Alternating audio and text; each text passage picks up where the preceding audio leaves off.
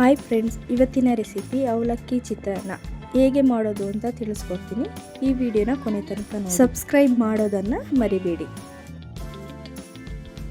ನಾನಿಲ್ಲಿ 3 ಈರುಳ್ಳಿ 3 ಟೊಮೊಟೊನ ಸಣ್ಣದಾಗಿ ಹೆಚ್ಕೊಂಡಿದ್ದೀನಿ. ಮತ್ತು ಕೊತ್ತಂಬರಿ ಸೊಪ್ಪು, ಸಾಸಿವೆ, ಮೆಣಸಿನ್ಕಾಯಿ, ಕಡಲೆಬೀಜ, ಕಡಲೆಬೇಳೆ ಸ್ವಲ್ಪ ತೊಗೊಂಡಿದ್ದೀನಿ. ಒಂದು ಪ್ಯಾನಿಗೆ ಎಣ್ಣೆ ಆಲ್ರೆಡಿ ಹಾಕ್ಕೊಂಡಿದ್ದೀನಿ. ಅದಕ್ಕೆ ಸಾಸಿವೆ ಹಾಕ್ತೀನಿ. ನಂತರ ನಾನಿಲ್ಲಿ ಕರ್ಬೇವಿನ ಸೊಪ್ಪನ್ನ ಆ್ಯಡ್ ಮಾಡ್ಕೊತಾ ಇದ್ದೀನಿ. ಕಡಲೆಬೀಜ, ಕಡಲೆಬೇಳೆನೂ ಆ್ಯಡ್ ಮಾಡ್ಕೊತಾ ಇದ್ದೀನಿ. ಅದು ನೀಟಾಗಿ ಫ್ರೈ ಮಾಡ್ಕೊಳ್ಳಿ.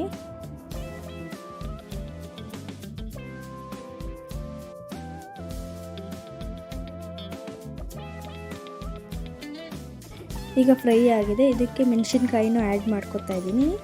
ಈಗ ಮೆಣಸಿನ್ಕಾಯಿನೂ ಫ್ರೈ ಮಾಡ್ಕೋಬೇಕು ನೀಟಾಗಿ. ಮೆಣಸಿನ್ಕಾಯಿ ಆ್ಯಡ್ ಮಾಡ್ಕೊಂಡಾದ್ಮೇಲೆ ಈರುಳ್ಳಿನ ಆ್ಯಡ್ ಮಾಡ್ಕೊಳ್ಳಿ, ಇಲ್ಲಾಂದರೆ ಸೀದೋಗುತ್ತೆ. ಈರುಳ್ಳಿ ಹಾಕಾದ್ಮೇಲೆ ನೀಟಾಗಿ ಯೆಲ್ಲೋ ಕಲರ್ ಬರೋ ಗಂಟ ಫ್ರೈ ಮಾಡ್ಕೊಳ್ಳಿ, ಸ್ವಲ್ಪ ಉಪ್ಪು ಹಾಕ್ಕೊಂಡು.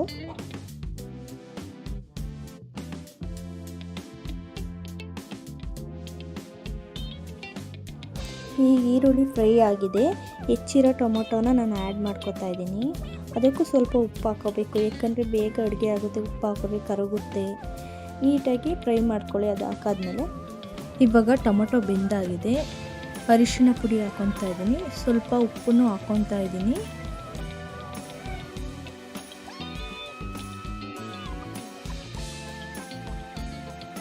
ಅರಿಶಿನ ಪುಡಿ ಹಾಕಾದ್ಮೇಲೆ ಇಲ್ಲಿ ಅರ್ಧ kg ಅವಲಕ್ಕಿ ತಗೊಂಡಿದ್ದೀನಿ. ಅದನ್ನು ನೀಟಾಗಿ ತೊಳ್ಕೊಬೇಕು.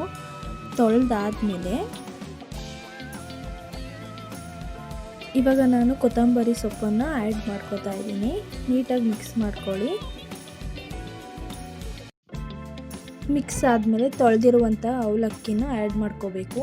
ಅದು ನೀಟಾಗಿ ಮಿಕ್ಸ್ ಮಾಡ್ಕೋಬೇಕು, ಇಲ್ಲಾಂದರೆ ಗಂಟು ಆದಂಗೆ ಆಗುತ್ತೆ. ಇದನ್ನು ಕಮ್ಮಿ ಉರಿ ಮಾಡಿ ಒಂದು ಪ್ಲೇಟ್ ಮುಚ್ಚಿ 1 ನಿಮಿಷ ಬಿಡಿ. ಅದಾದಮೇಲೆ ಸ್ಟವ್ ಆಫ್ ಮಾಡಿ. ನೋಡಿ ಎಷ್ಟು ಚೆನ್ನಾಗಾಗಿದೆ ಅಂತ. ನೀವೇ ನೋಡ್ತಿದ್ದೀರಲ್ಲ ಎಷ್ಟು ಚೆನ್ನಾಗಾಗಿದೆ ಅಂತ. ನೀವು ಮನೇಲಿ ಟ್ರೈ ಮಾಡಿ, ತುಂಬ ಚೆನ್ನಾಗಿರುತ್ತೆ. ನಿಮಗೆ ತೋರಿಸ್ತೀನಿ ನೋಡಿ, ತುಂಬ ಚೆನ್ನಾಗಾಗಿದೆ. ಇದೇ ಥರ ಹೆಚ್ಚಿನ ವಿಡಿಯೋಗಳಿಗಾಗಿ ನಮ್ಮ ಚಾನಲ್ನ ಸಬ್ಸ್ಕ್ರೈಬ್ ಮಾಡಿ. ಇಷ್ಟ ಆದರೆ ಒಂದು ಲೈಕ್ ಮಾಡಿ, ಸಬ್ಸ್ಕ್ರೈಬ್ ಮಾಡೋದನ್ನ ಮರಿಬೇಡಿ. ಧನ್ಯವಾದಗಳು.